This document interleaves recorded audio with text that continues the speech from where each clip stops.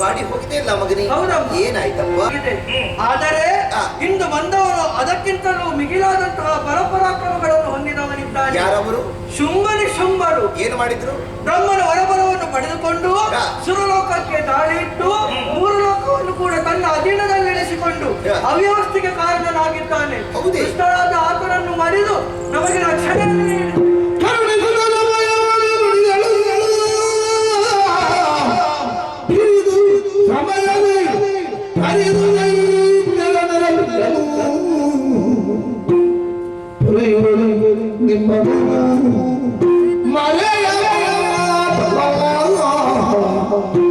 ಮರೆಸಿ ನಿಜವನ್ನು ತುಗಿಲಾಗಿರುವುದನ್ನು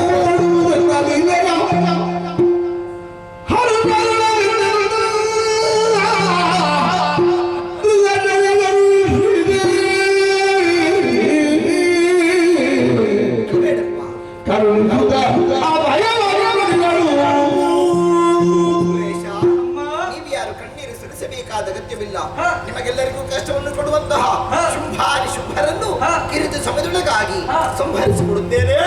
ಧೈರ್ಯ ತಾಳಿ ನಿಮ್ಮ ನಿಜವನ್ನು ಮರೆಸಿ ನನ್ನ ಬಳಿಯಲ್ಲೇ ಇದ್ದುಕೊಳ್ಳಿ. ಒಬ್ಬೊಬ್ಬ ಕಳನನ್ನು ಒಂದೊಂದು ರೂಪದಿಂದ ಒಂದೊಂದು ವಿಧದಿಂದ ಒಂದೊಂದು ಆಯುಧದಿಂದ ಕೊಲ್ಲುವಂತ ಚಂದವನ್ನು ನೀವೆಲ್ಲರೂ ಕಾಣಬೇಕು. ಹೋಗಿ ಮಕ್ಕಳೇ ನಿಶ್ಚಿಂತ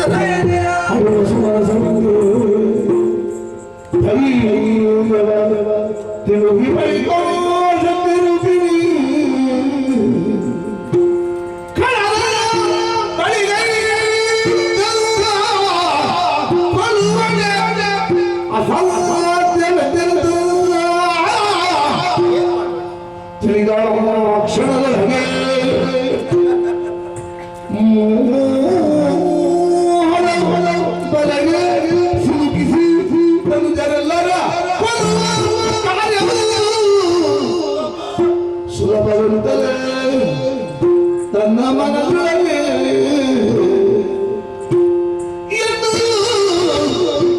ಯೋಚಿಸಿ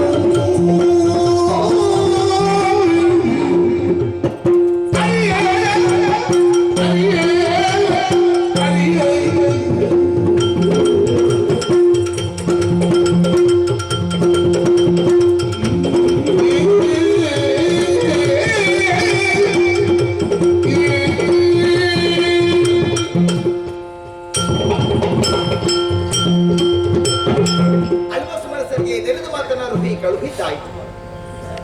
ದರಿದ್ರರನ್ನು ದಮನಿಸುವ ಮೂಲಕ ಧರ್ಮವನ್ನು ಉದ್ಧರಿಸಬೇಕಾದುದು ನನ್ನ ಕರ್ತವ್ಯವೇ ಸರಿ. ದೈತ್ಯರನ್ನು ಕೊಲ್ಲುವುದಕ್ಕೆ ನನಗೇನು ಕಷ್ಟ ಎಂಬುದಿಲ್ಲ. ಕೇವಲ ಸಂಕಲ್ಪ ಮಾತ್ರದಿಂದ ಕೊಲ್ಲಬಹುದು. ಆದರೆ ಇಲ್ಲಿ ಸ್ವಲ್ಪದಲ್ಲಿ ಯೋಚನೆಯನ್ನು ಮಾಡಬೇಕು. ಜಗನ್ಮಾತೆ ಆದಂತಹ ನನಗೆ ಯೋಚಿಸುವಂತಹ ಪ್ರಮೇಯ ಒಂದು ಬದುಕಿ ಬಂತಲ್ಲ. ಇಷ್ಟಕ್ಕೆಲ್ಲ ಯಾರು ಕಾರಣರು? ಯಾರನ್ನು ದೂರಿ ಪ್ರಯೋಜನ ಇಲ್ಲ ಸ್ವಾಮಿ. ನನ್ನ ಮಗನಾದಂತಹ ಬ್ರಹ್ಮದೇವನಾಗಿದ್ದಾನೆ. ಈ ಹಿಂದೆ ಶುಂಭರ ಪಕ್ಷದಿಂದ ಚಂಡಮಂಡಲ ಬ್ರಹ್ಮದೇವ ಮೆಚ್ಚಿಸಿ ವಿಶೇಷವಾದ ವರವನ್ನು ಪಡೆದಿದ್ದಾರೆ. ಬ್ರಹ್ಮಚರ್ಯ ಎಷ್ಟವರಿಗೆ ಕಾಪಾಡಿಕೊಂಡು ಬರ್ತಾರೋ ಅಷ್ಟರವರೆಗೆ ಮರಣವಿಲ್ಲ. ಹಾಗಿದ್ರೆ ಕೊಲ್ಲುವ ಬರಿ ಅಂತ ಯೋಚಿಸಿ ತೀರ್ಮಾನಕ್ಕೆ ಬಂದೆ. ಹೆಣ್ಣು, ಹೊನ್ನು, ಮಣ್ಣು ಈ ಮೂರರಲ್ಲಿ ಒಂದಕ್ಕೆ ಪ್ರಪಂಚದಲ್ಲಿ ಮಾರು ಹೋಗೋರು ಯಾರಿರುವಂತೆ. ಶುಂಭರ ಪಕ್ಷದವರಿಗೆ ಹೊನ್ನಿನ ಆಸೆ ಉಂಟೆ, ಇವರಿಗೆ ಮಣ್ಣಿನ ಆಸೆ ಉಂಟೆ? ಇಲ್ಲ. ರಕ್ಕಸರಿಗೆ ಆಸೆ ಎನ್ನುವುದು ಹುಟ್ಟುವುದು ಹೆಣ್ಣಲ್ಲಿ ಮಾತ್ರ. ಸರಿ, ಅದನ್ನು ನೆಪವಾಗಿರಿಸಿಕೊಂಡಂತ ನಾನು ಈ ರೂಪವನ್ನೇ ಮರೆಗೊಳಿಸಿ ಮೂರು ಲೋಕವನ್ನೇ ಮೋಹಿಸುವಂತಹ ಮೋಹಿನಿ ರೂಪವನ್ನಾದರೂ ಕೌಶಿಕವ ನಾಮನಿರಿಸಿಕೊಂಡು ಈ ಕದಂಬ ವನದಲ್ಲಿ ಇರಬೇಕೆಂದು ಆಸೆ ಪಟ್ಟವಳು ನಾನು. ಎಲ್ಲ ಸರಿ, ಕುಳಿತುಕೊಳ್ಳೋದಕ್ಕೆ ಯೋಗ್ಯವಂತ ಸ್ಥಳ ಬೇಕು. ನಿರ್ಜನ ಪ್ರದೇಶ, ಕತ್ತಲೆಯೇ ತುಂಬಿಕೊಂಡಿದೆ. ಏನು ಮಾಡುವುದು? ಯೋಚನೆ ಮಾಡುವುದಲ್ಲ, ಮನಸ್ಸನ್ನು ಸಂಕಲ್ಪ ಮಾಡಿದ್ದೇನೆ.